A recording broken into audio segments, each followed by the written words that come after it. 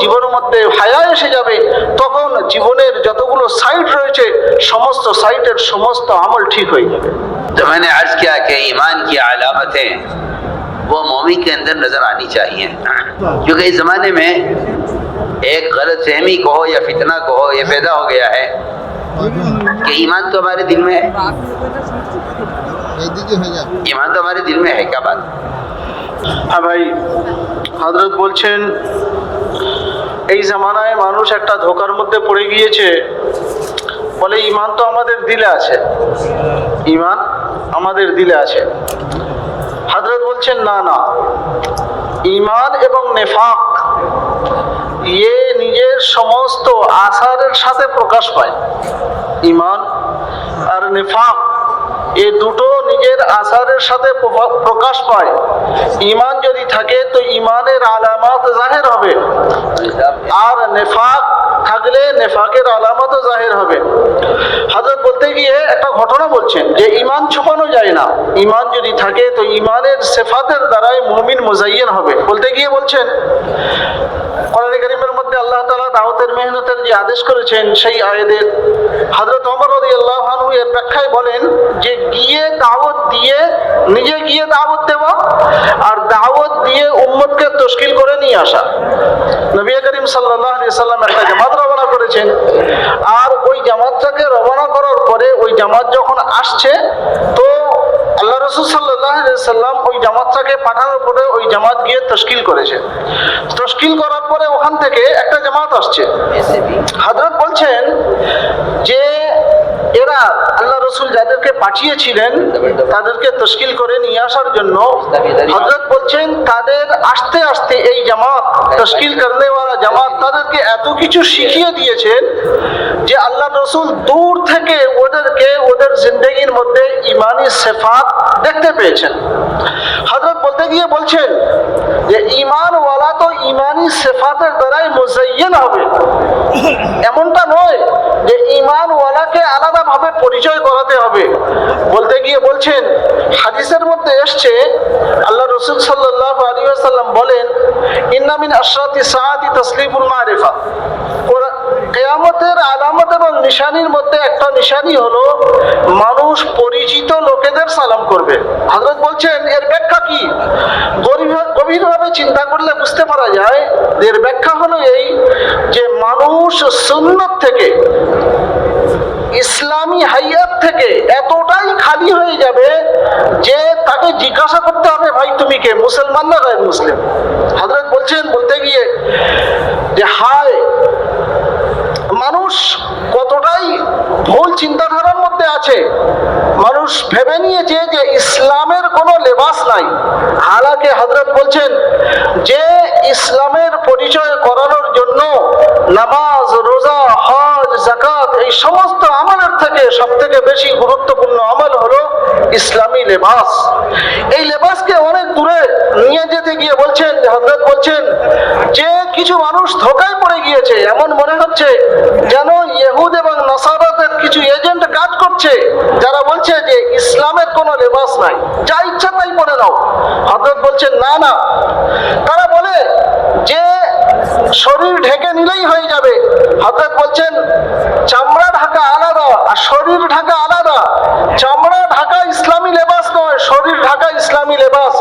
বলতে গিয়ে বলছেন হযরত মাওলানা ইদ্রিস সাহেব কানজাবি রাহমাতুল্লাহ আলাইহির হাওয়ালা দিয়ে যে হযরত লিখেছেন যে নবী করিম সাল্লাল্লাহু আলাইহি ওয়াসাল্লাম সে আরবের মধ্যে জন্ম নিক অথবা আমেরিকার মধ্যে জন্ম নিক, তিনি যেখানেই জন্ম নিতেন তার যে লেবাস সেটা হলো ইসলামী লেবাস।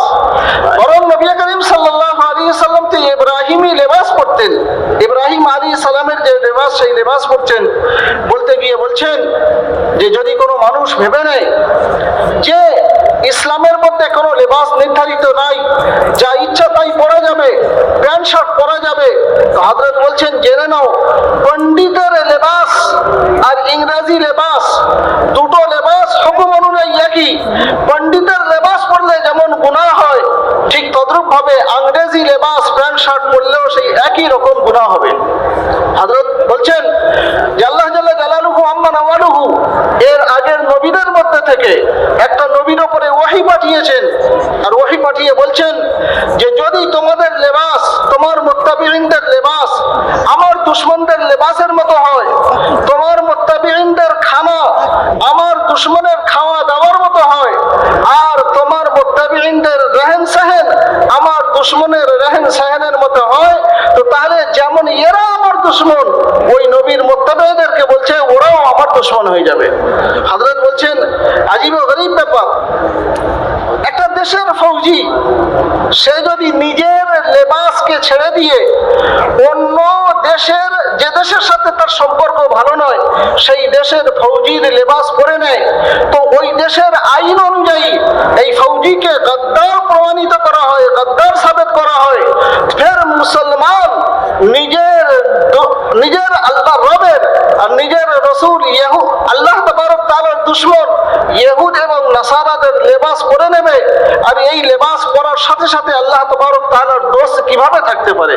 হযরত বলছেন আল্লাহ জাল্লা জালালুহু আম্মা নওয়ালুহু নবী করিম সাল্লাল্লাহু আলাইহি ওয়াসাল্লামকে যে লেবাস দিয়েছেন, ये লেবাস ইসলামী লেবাস, কামেল ও মুকাম্মাল শরিয়ত, কামেল ও মুকাম্মাল দ্বীনের মধ্যে আছে। হযরত মিসাল দিতে গিয়ে আরো বলছেন, আচ্ছা বলো, যদি তোমার আব্বার সাথে কারোর কোনো সম্পর্ক খারাপ থাকে, ठीक है, তোমার আব্বার পড়োশি, তোমার আব্বার সাথে তার শত্রুতা এবং দুশমনি চলছে, আর তোমার আব্বার যে দুশমন তার লেবাস যদি তুমি বানিয়ে পড়ো, তো তোমার আব্বা তার দ্বারা কষ্ট পাবে কিনা, বলবে কিনা যে বাবা তুমি এই লেবাস পরে আমাকে কষ্ট দিচ্ছ, কারণ তুমি আমার শত্রুর লেবাস তৈরি করে পড়ছো। হযরত বলছেন আল্লাহ তাবারক তাআলার যারা দুশমন, আল্লাহর রাসূলের যারা দুশমন, মুসলমানদের যারা দুশমন, তাদের লেবাসকে মুসলমান বড় শৌকের সাথে পড়ছে, আর বলছে যে ইসলামের মধ্যে কোনো তঙ্গি নাই, ইসলামের মধ্যে কোনো সংকীর্ণতা নাই। হযরত বলছেন ইত্তেবায়ে সুন্নাতকে সংকীর্ণতা মনে করছে, ইত্তেবায়ে সুন্নাতকে তঙ্গি মনে করছে। বলছে কতটাই দিন থেকে দূর হওয়ার কারণে এই চিন্তাধারা আসতে পারে। হযরত বলছেন, হযরত ওমর রাদিয়াল্লাহু আনহু বলেন, যার জাহির সহি হবে তার বাতিন সহি হবে। এর মাথা থেকে নিয়ে পা পর্যন্ত নবী করিম সাল্লাল্লাহু আলাইহি ওয়াসাল্লাম তো একটা হিয়াত দিয়ে গিয়েছেন, লেবাসের দ্বারা এর ইসলামের তারুফ হবে, এর ইসলামের পরিচয় হবে। আজ মুসলমানদের জেহনে কে এটা ঢোকালো যে ইসলামের কোনো লেবাস নাই? হযরত বলছেন ইংরেজ ভারতের মধ্যে এসে কি কাজ করে গিয়েছে?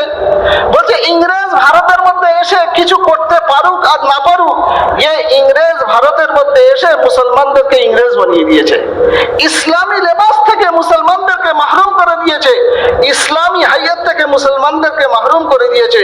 হুজুর আকরাম সাল্লাল্লাহু আলাইহি ওয়াসাল্লামের কাছে এক সময় একটা কওম এসছে, আল্লাহ রাসূলের দাওয়াতের দ্বারা এসছে, কিন্তু তাদের কাপড় গোরগাটের নিচেই ছিল, হাতে সোনার আংটি ছিল। আল্লাহ রাসূল সাল্লাল্লাহু আলাইহি ওয়াসাল্লাম যখন তাদের হাইয়াত দেখেছেন, আল্লাহ রাসূল তাদের সাথে কথা বলেননি, নারাজ হয়ে গিয়েছেন। তারা বুঝতে পারছে না কি ব্যাপার, আল্লাহ রাসূলের দাওয়াতেই তো আমরা এসেছি, আর আল্লাহ রাসূল নারাজ কেন? তারা হযরতে সাহাবে একরামদের কাছে গাস্ত করলেন, হযরতে আলী রাদিয়াল্লাহু আনহুর কাছে গেলেন আর বললেন যে হে আলী রাদিয়াল্লাহু আনহু, আল্লাহ রাসূলের দাওয়াতে আমরা এসেছি, আর আল্লাহ রাসূল আমাদের সাথে কথা বলছেন না, ইস্তেকবাল করছেন না, কি ব্যাপার? হযরতে আলী রাদিয়াল্লাহু আনহু বললেন, আমার ধারণা হলো এই যে তোমাদের শরীরের উপরে যে গায়ের শরীয়ী লেবাস আছে, আর তোমাদের হাতে যে সোনার আংটি রয়েছে, এই সোনার আংটি এবং গায়ের শরীয়ী লেবাসের কারণে নবী করিম সাল্লাল্লাহু আলাইহি ওয়াসাল্লাম তোমাদের উপরে নারাজ হয়ে গিয়েছেন।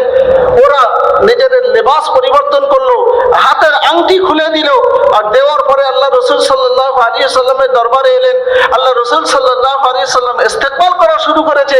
তো তখন তারা বললেন, হে আল্লাহর রাসূল, এর আগের বারেও তো আমরা আপনার কাছে এসেছি, আপনি আমাদের সাথে কথা বলেননি, ইস্তেকবাল করেননি, সালামের জবাব দেননি, আর এখন এইরকম ইস্তেকবাল করছেন।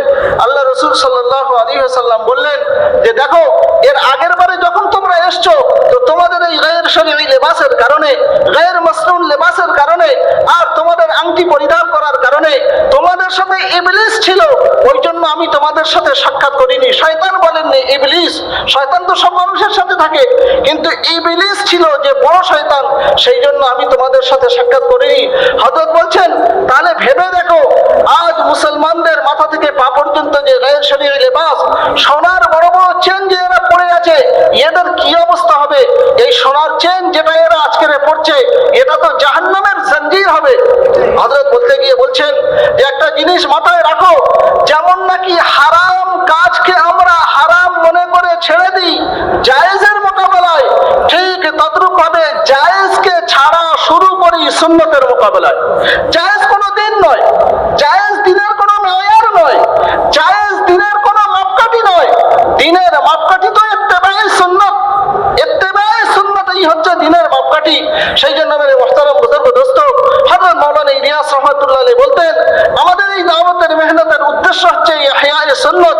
হযরত বলছেন যদি কোনো ব্যক্তি একবার 3 দিনের জন্যও যদি আল্লাহর রাস্তায় চলে যায়, তার এই মেহনতের সাথে মুনাসাবাতের এটা হক হওয়া দরকার যে সুন্নতের সাথে তার মহব্বত হয়ে যাবে, সুন্নতের সাথে তার মহব্বত হয়ে যাবে।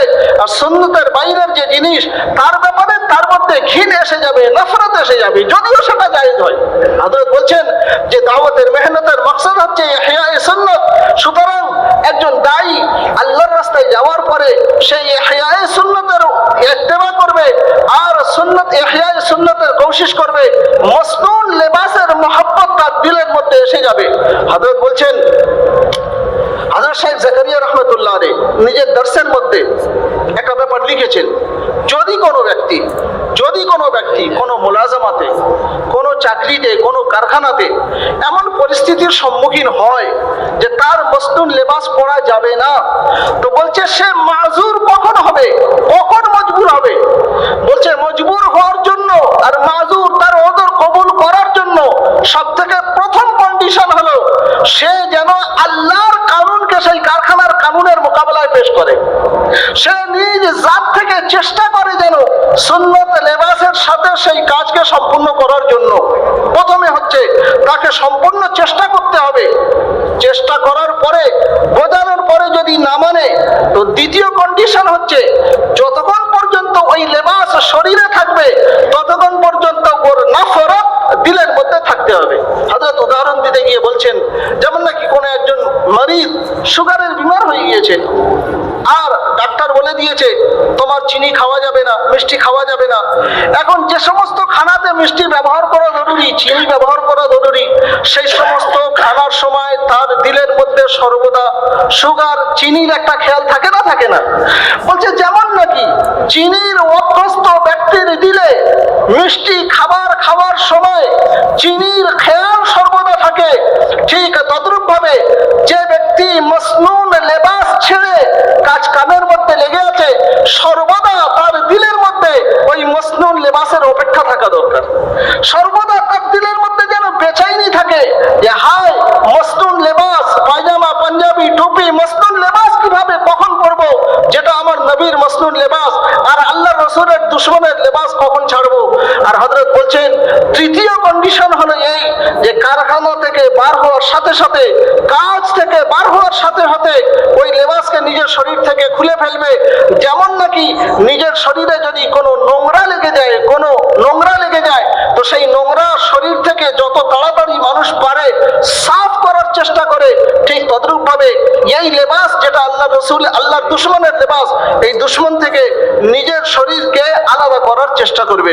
এই জন্য হযরত বলছেন যে ভাই বুজুর্গ দোস্ত, নবী করিম সাল্লাল্লাহু আলাইহি ওয়াসাল্লাম হযরত সাহাবায়ে কেরাম রাদিয়াল্লাহু আলাইহিম আজমাইনকে যে পাঠিয়েছিলেন তশকিল করার জন্য, আর তারা যে তশকিল করে যে জামাত নিয়ে আসছিল, তারা ওই জামাতকে আনতে আনতে তাদের এতটাই তালিম দিয়ে দিয়েছিল যে তাদের জীবনের দ্বারায়, তাদের চেহারার দ্বারাই ঈমানি সিফাত পাওয়া যাচ্ছিল আর ঈমানি সিফাত প্রকাশ পাচ্ছিল।